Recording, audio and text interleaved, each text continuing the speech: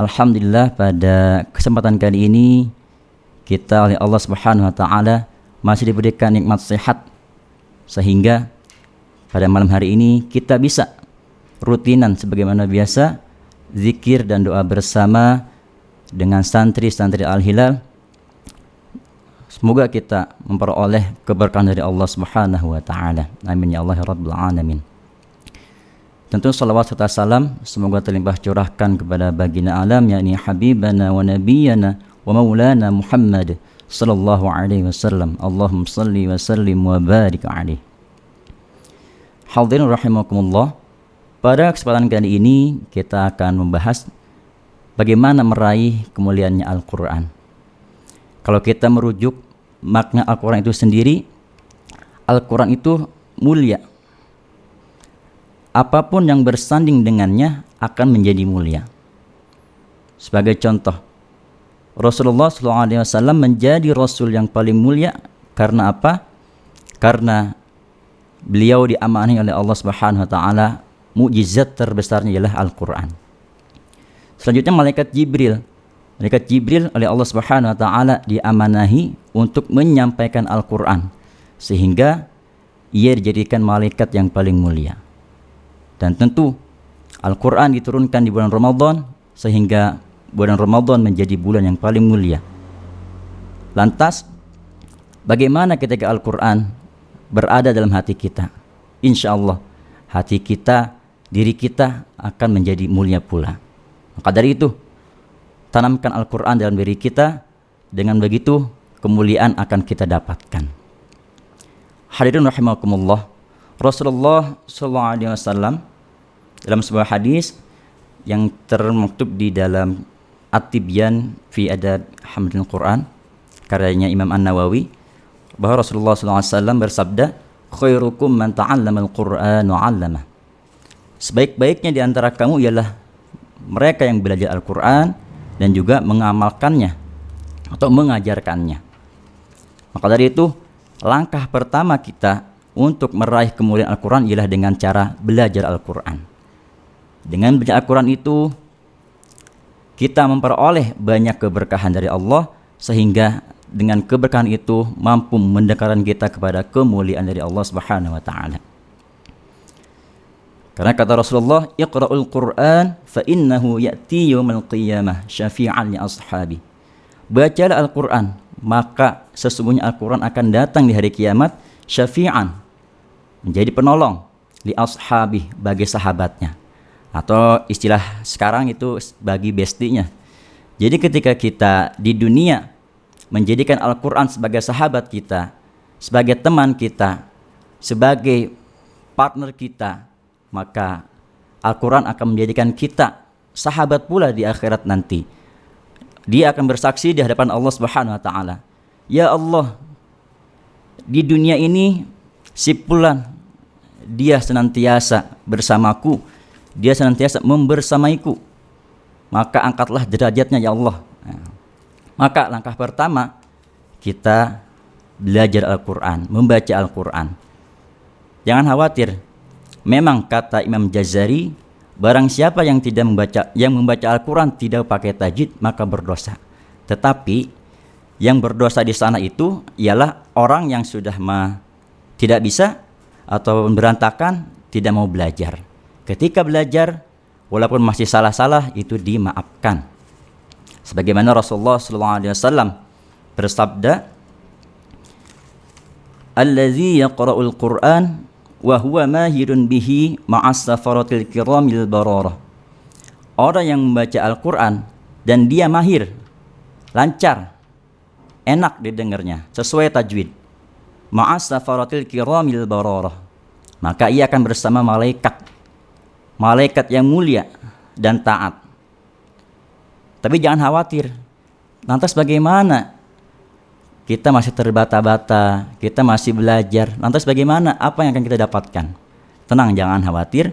Rasulullah SAW dalam hadis yang sama melanjutkan, "Wallazi yaqra'ul Qur'an wa huwa yatata'ta'u fi wa huwa 'alaihi syaq lahu ajran." Orang yang membaca Al-Quran dan dia masih terbata-bata ataupun berat membacanya, lahu ajron, baginya 2 pahala. Yang pertama pahala membaca Quran, dan yang kedua pahala belajar. Jadi jangan khawatir. Jadi langkah pertama kita belajar Al-Quran, belajar membaca Al-Quran. Dengan begitu Allah Subhanahu wa taala akan mengangkat derajat kita dan memuliakan kita. Karena kata Allah Subhanahu wa taala dalam Al-Quran, inna akramakum 'indallahi atqakum. Sesungguhnya yang paling mulia di antara kamu ialah yang paling bertakwa. Dengan membaca Al-Quran, ketakwaan kita kian meningkat.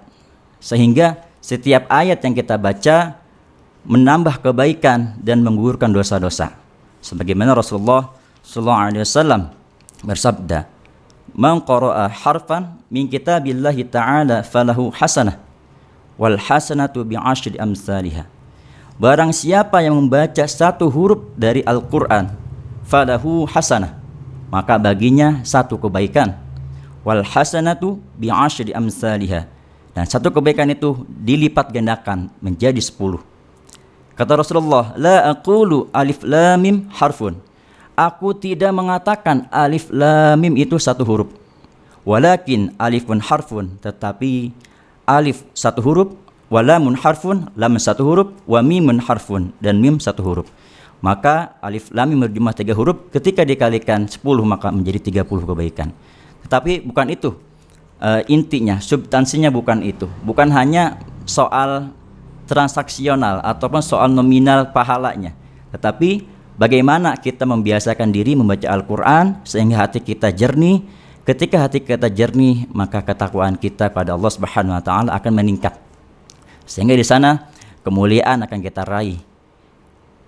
Yang kedua, ketika yang pertama tadi membaca, belajar Al-Quran. Yang kedua, menghafal Al-Quran.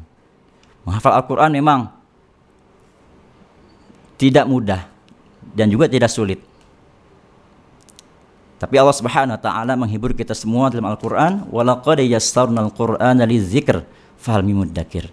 Sungguh telah aku mudahkan Al-Quran untuk dipelajari, untuk dihafal, untuk dikaji.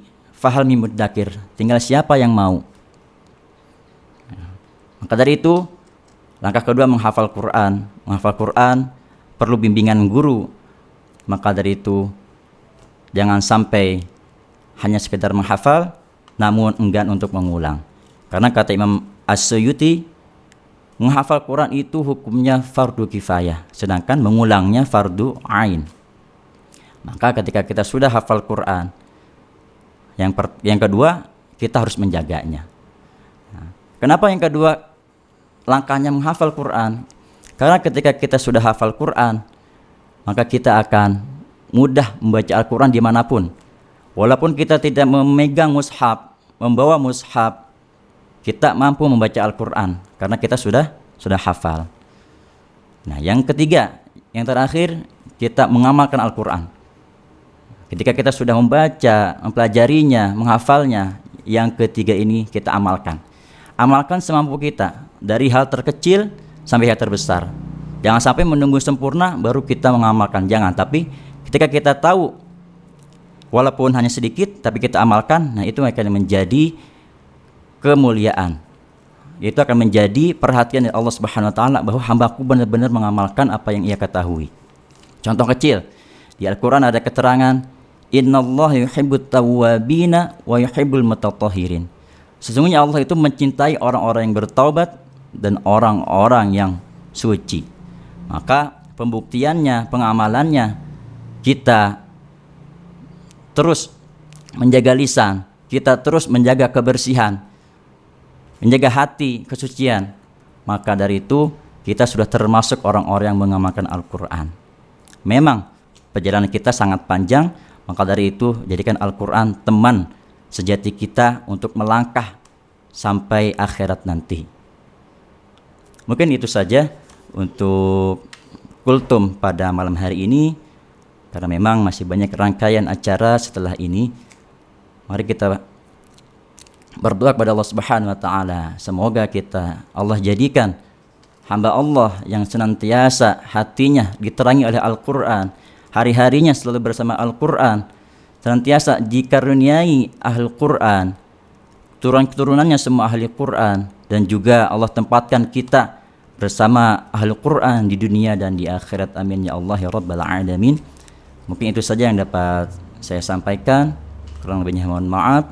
Hadanallahu wa iyyakum ajma'in. Assalamualaikum warahmatullahi wabarakatuh.